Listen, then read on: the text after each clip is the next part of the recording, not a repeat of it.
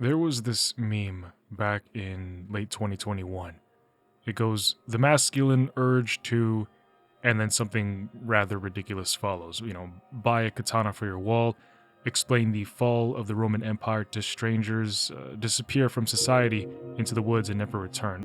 Spoilers ahead. You know these jokes. You know that they're jokes, kind of. They're self aware and a bit absurd. But there is one version of this that is rather subtle, I think, and especially as gamers, it's often right in front of us. The masculine urge to be a father. I've been thinking about why that one feels different, why it doesn't dissolve into absolute absurdity like the others do. Look, there are gamers who've never held a baby. I mean, I love my wife and I hold her because according to her, she's a baby, but I have played hundreds of games where I've saved the world, fought off zombie apocalypses, defeated ancient evils, went out into the galaxy, and I remember very few of them. However, there is a special set of games that stayed with me. These are stories where I was pushed into roles I never planned for, never trained for, but still had to rise to.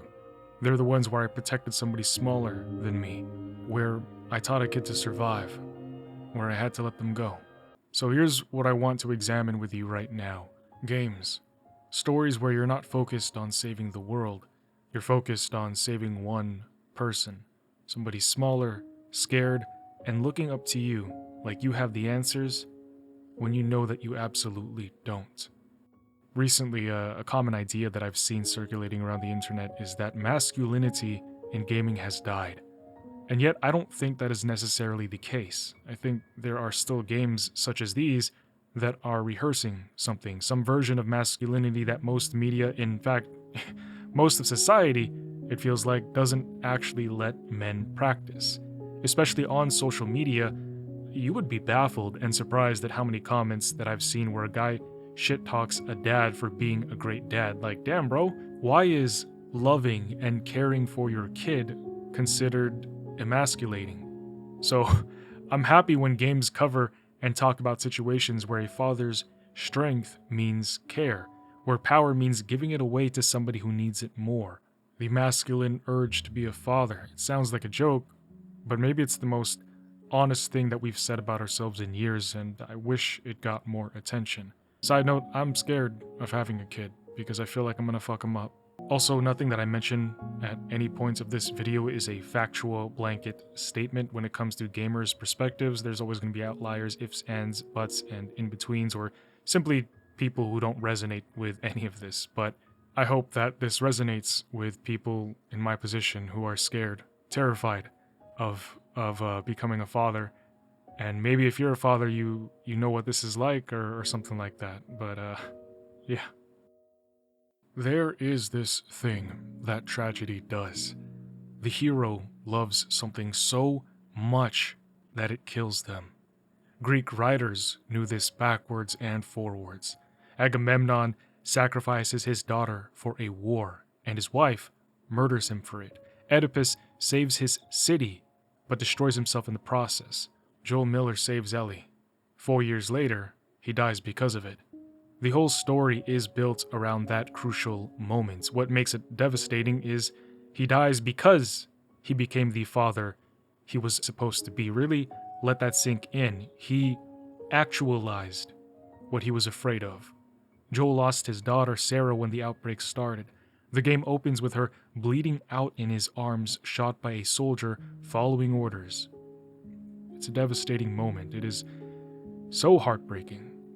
I remember watching that scene play out when the game first came out, and my eyes widened, I teared up, mouth dropped. I was holding my breath. I can't fathom having your reality shattered like that. I can't imagine losing a child.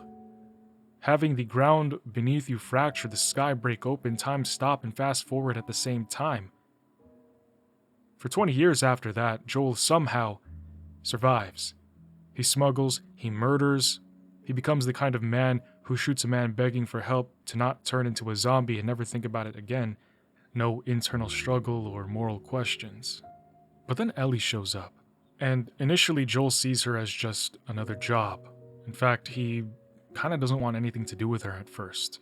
But over time, he becomes attached to her, seeing aspects of his own daughter in her and doing whatever it takes to keep her alive. The connection that forms between Joel and Ellie over time, it isn't like portrayed explicitly. You just see it happen slowly. And by the end of it, you get Joel, right?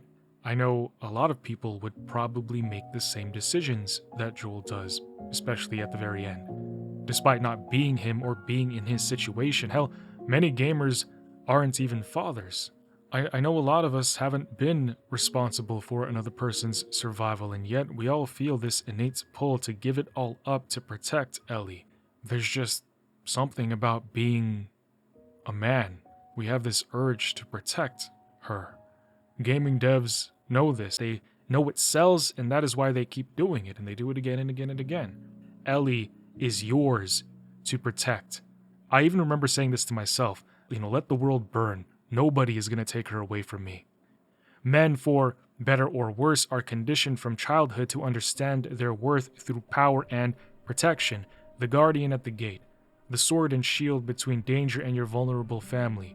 And there is a protective instinct that is pronouncedly different when it comes to father-daughter relationships, with some even finding it sweet when fathers feel the need to protect their daughters as their little princesses.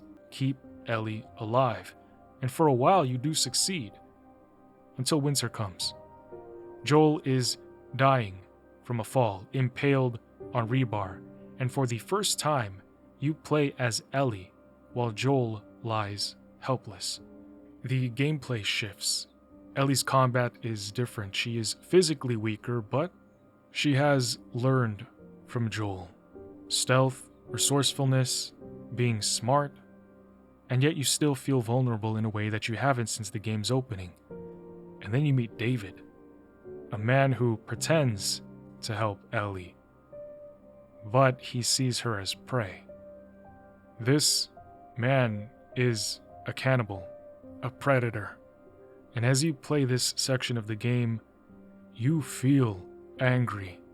You want to jump into the screen and save her. You want Joel to get up and protect her. You yourself want to rip this guy's throat out.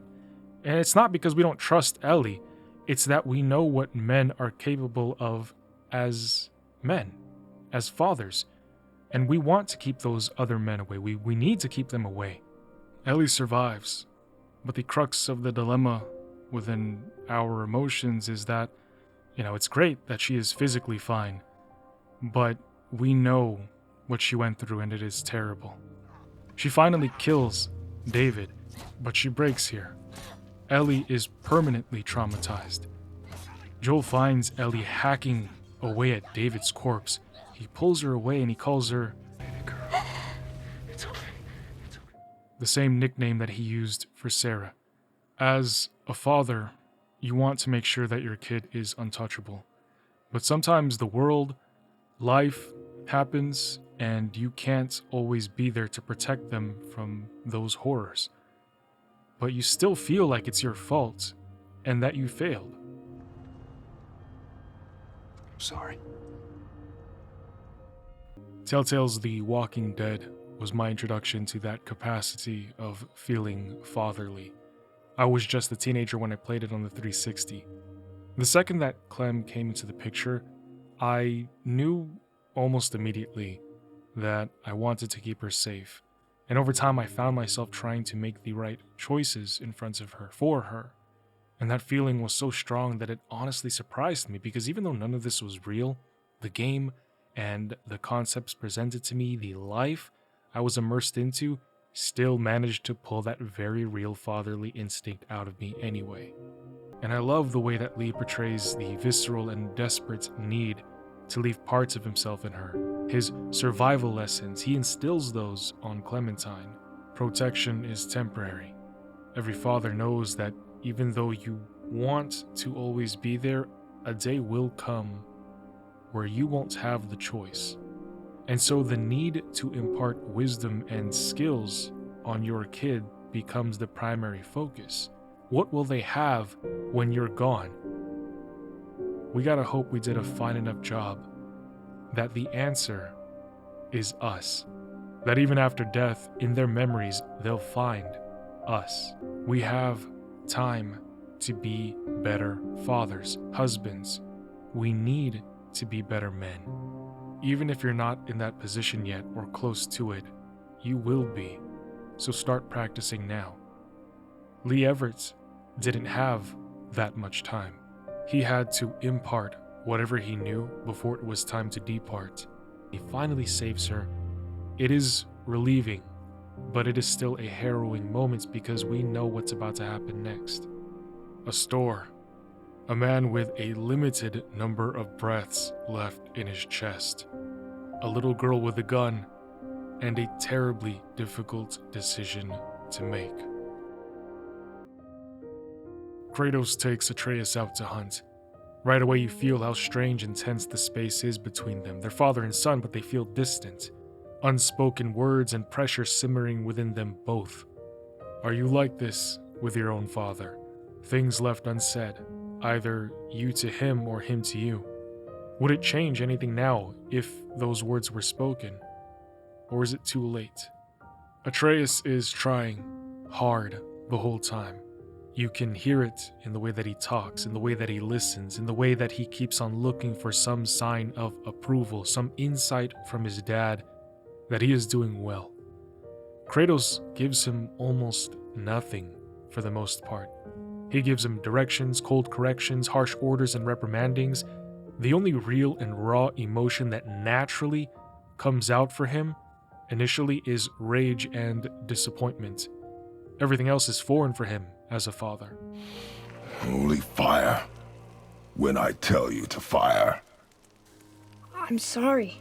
Do not be sorry. Be better. Find it.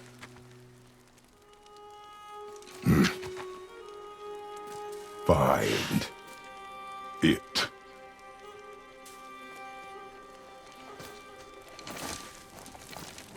He is hard on his son, and looking back at this point, Atreus might have just been feeling hopeful or happy that his dad was spending time with him. And then Atreus finally lands the shot. And for a second, you can see it on his face. He did it. He got the deer. He did what his father asked him to do. Pride and relief. The kid wants his father's approval so badly. But then they walk up to the animal, and the feeling dwindles. Atreus is looking at the life that he just took, and the confidence that he had goes away as he struggles to finish what he started. And yet, Kratos kneels behind him, places his giant, warm and rough hands over his son's smaller and soft hands to guide the knife in. A bonding moment between a son and his impossibly out-of-reach father, and it's done through an act of killing, something he knows on some level that is what his father's familiar with. But for Kratos, this is one of the earliest and easiest ways he can tell his son, I am here for you, without having the language to say it. Kratos is calm and quiet, barely speaks, and when he does, it's often something that honestly hurts and, in a way, betrays Atreus. His dad is supposed to be a source of comfort and safety, but every time that Kratos berates him, he betrays his son's trust. The child is slowly and silently being killed, cut away by 1,000 small slashes. You don't have to be the type of dad that says, he's a boy, he will learn and he better learn fast, or I'm teaching him the hard way because that is what life is going to throw at him. Because that is not the only way to raise a boy. A father's true skill expression comes in being able to teach your son how to be strong and ready without traumatizing him. Just because you show your son love and kindness doesn't mean he will be weak, and it doesn't mean he's going to be unprepared. If you are a great father, if you are a great man, you will raise a responsible and capable human being who doesn't have to say things like that to feel like he's a quote-unquote man. You will be able to raise a man who can be violently protective of his family only as a last resort, and yet still be tender in pretty much every other aspect. Now, the sad part is Kratos probably doesn't even actively know that whenever he does soften his voice or physical stature for his son, that this is tenderness. This is what his son needs. How many of you, when you were boys, did you look up to your father and think there was nobody bigger than him? That he was the shining example of what it means to be a man? I think a lot of Atreus' need to prove to his father that he's ready and his confidence and his eagerness stems from the fact that his dad is with him. So he thinks that nothing can happen to him. Because to him, his father is the strongest one there is, and he is safe with him. There is no bigger threat than his father. And yet, what he doesn't realize is that even though, other things out in the forest or in the world aren't going to be able to get past Kratos and hurt him, Atreus is still capable of hurting himself. And I mean that in more ways than one. What Atreus doesn't realize is his father does have a weakness, him. After the fight, Atreus is overwhelmed. The anger swells in him as he stabs and slashes at the dead troll, yelling at something that can no longer hurt him. However, Kratos sees something here. A moment that is terrifying to him. Because that is definitely his son. And that is definitely his Spartan rage. Atreus thinks he's displaying his courage, but Kratos only sees a child being pulled by emotion before he understands the damage it can cause. Although he can't even really put all of that on his son because he doesn't have the same kind of relationship with rage as he does. The boy is unaware of his father's past because he keeps it a secret. Anger is the thing that ruined his father's life. It made him a godslayer, a world breaker, but it cost everything. Kratos, as a result, knows consequence. And in his own way, he attempts to teach Atreus about the ramifications of emotional outrage, but the issue is he gives these lessons with almost no context or understanding. He doesn't tell his son, I did these things. I made so many mistakes. This is my past, and I see you walking down that path. Atreus needs restraint, yes, but he also needs a father who can explain why restraint matters without making him feel small. He needs to be able to get that idea across to him so that he understands it in a very loving and patient way. He's got to figure out, how does my son learn? How can I best reach my kid? Because that's what he is. He's a child. He's learning the world. He can't and won't understand everything that you slam in his face. You got to meet him more than halfway because that's what your son needs from you. Atreus exposes the parts of Kratos that are unfinished, untempered, inexperienced.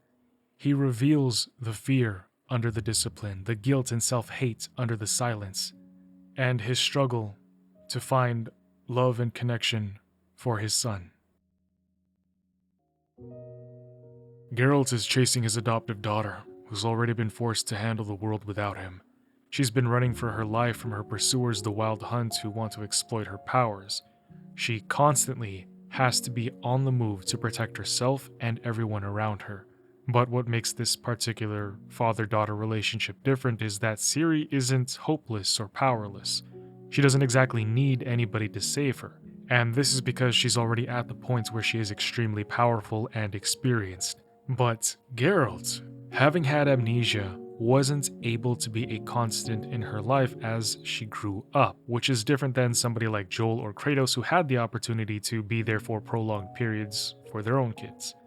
For Geralt, he represents a father who holds the guilt for not being able to be there for their daughter. When he finds Cirilla, she is already her own person, so what does he do now? How does he treat her? Does he comfort her, trust her, listen when she's angry, respect what matters to her? Does he let her face things without standing over her? Even though Geralt finds Ciri, the Wild Hunt is still after her, and her danger is not without end yet. She still has things that matter to her, and Geralt needs to respect that. He worries for her, but he needs to let her flourish still. Fatherhood here means resisting the urge to control her life just because you're scared for her. Geralt can fight for Ciri, but in the same way that Joel shouldn't have tried to protect Ellie, going so far as to take away her choice, Geralt has to go beyond and trust her to be her own woman, to make her own decisions. And this is one of the biggest takeaways that I've gotten from playing The Witcher 3. And it's something that I genuinely really liked about this dynamic as opposed to so many other great examples. Geralt's version of dadhood is accepting that Ciri is not a child to reclaim. She's a person that he needs to stand beside now. He can love her, be there when she needs him, but he cannot, and he does not, own the life that she chooses.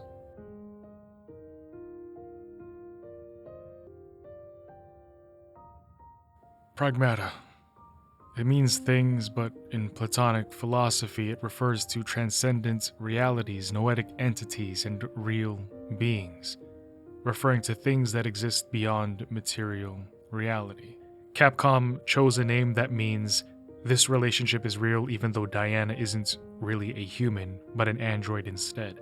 Granted, she was made with the biometric information of a real human girl. So far, every game that we've covered in this video starts with the adult stepping in for the child. Lee finds Clementine, Joel escorts Ellie, Kratos trains Atreus, Geralt searches for Ciri. But Pragmata starts with the child saving the adult, and that immediately makes Hugh and Diana feel different. Hugh is not stepping into fatherhood because Diana is helpless, but instead because it is mutual dependence. He can't accomplish anything without her capabilities, and Diana, well, let's just be honest, she's a kid who's just happy to be there, but through Hugh, she gets to learn about what it means to be human. But more so than that, she gains something so valuable, a father who actually cares for her and wants to give her literally the world. From the very moment she was brought into existence, she was treated as nothing more than an object. But Hugh gives her attention and compassion. In the same way that he was adopted into a family who truly loved him, he takes on Diana because he wants this role, and he wants to give to Diana unconditionally. One of my favorite scenes from Pragmata is in the beginning, when Hugh gives Diana her name. Before Hugh, she was just this thing, this string of numbers and letters, but she had no name or sense of self. And Hugh's small act of giving her the name Diana is massive for her because he just gave her an identity, which she goes wild for, and it's adorable. He opened her eyes and expanded her world, and through the story, Diana would end up doing the same thing for him. She opens his eyes, expands his world and experience through their interactions. And she exposes him by enabling opportunities for Hugh to show who he really is, but more importantly, how he was raised. Because it turns out, he had one of the best childhoods one could hope for, and it shows because he perpetuates it by treating Diana the very same way that he was treated growing up. Diana is learning how to exist. She's effectively a new soul brought into this strange world. Just like any human kid, she absorbs everything with this open curiosity and excitement that Hugh could easily treat as inconvenient, especially given the dire circumstances they're in. It's completely understandable for anybody, somebody in Hugh's position, to just be silent or grumpy.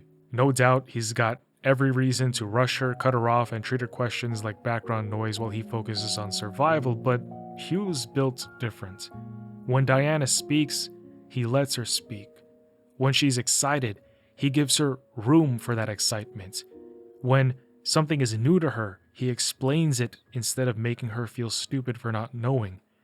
And that, probably doesn't seem like a huge deal, but really think about it. How many of you grew up curious, wanting to explore something only for your parents to shut you down? Hugh is stuck on this moon in a nightmare with AI and robots trying to kill him, but he's got Diana, and he still makes the time and space to give her gentleness in the middle of all the chaos. Hugh feels like a very warm father figure. He protects Diana in combats, but in all other facets as well. Her curiosity, her excitement, her ability to look at the world with wonderment and ask all these questions. Because a worse version of this character would only care about keeping her alive and around because she's useful. But Hugh treats her like somebody whose inner world is worth paying attention to because he himself received that kind of nurturing. So he knows the value of making the time to cultivate a child's growth. And that's why it's so important for us to be talking about this, because we want to make sure that we're instilling this, that we're giving this to our future children so that they give it to their future children as well, and that will make the world a more positive and just a better place altogether. When it comes to Diana, she was engineered for a singular purpose. And what sucks is she wasn't actually able to serve that purpose, not her own fault, just, she was just born this way, but she was effectively deemed useless, and as a result, she began to look down upon herself and even call herself useless, all because the guy who created her couldn't get what he wanted out of her. And it got to a point where Diana settled and thought, this is what I deserve. This is the kind of love that I deserve. She didn't know that she deserved and could have had better. There's this saying, you accept the love you think you deserve. So I noticed a correlation with people. Kids who received less than the bare minimum or who were raised in bad situations grew up to get into and settle for relationships where they were treated the same way their parents treated them, because that is what they thought their worth was. However, people who grew up in loving and caring homes tended to get into relationships where they were treated to the same high-value standards that they had as kids because they knew that that is what they deserved. So if you love your kids, make sure you lead by example. Show them what they're worth. Show them how to treat their partners by you yourself treating your own partner in the best way possible so that your kids look and see that and learn how to love and how to be loved. Side note, I have known so many parents who have had kids with the intent and purpose of having them just so that their kids will become successful and take care of them later on.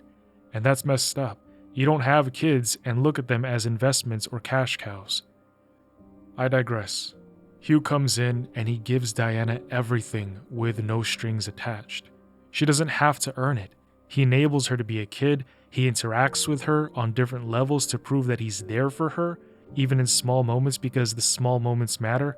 He takes the time to explain different things to her because he knows that everything is new for her and he wants to encourage her curiosity.